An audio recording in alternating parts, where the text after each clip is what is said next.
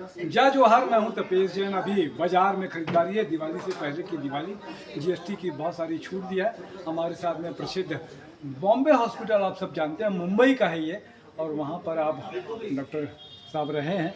अभी रायपुर में भी रहते हैं। क्या कुछ कहेंगे? लक्ष्मी इलेक्ट्रॉनिक्स में आए हम लोग। हाँ, जी लक्ष्मी में तो मेरा बहुत पुराना संबंध है। जी। मैं हूँ भी रायपुर से ही। जी अभी रिटायरमेंट लेके आ गया बॉम्बे हॉस्पिटल बॉम्बे से, और मैं हमेशा इन्हीं से लेता हूँ। जी। कोई भी नया मॉडल आ जाए, चाहे टीवी हो चाहे मोबाइल हो।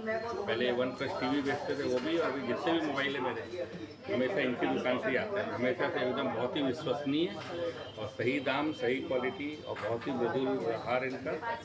हमारे अच्छे मित्र भी है, हमें हमेशा इन्हीं से लेते हैं। जीएसटी का भी लाभ मिल रहा है अपने को, जो छूट पूरा का। लाभ मिल रहा है और बहुत फायदा है, इसीलिए शॉपिंग करना है। अभी भी हम अपने मेट को दिलवाने आए हैं। तो बहुत अच्छी बात है डॉक्टर साहब, धन्यवाद आपका कि आपने समय दिया।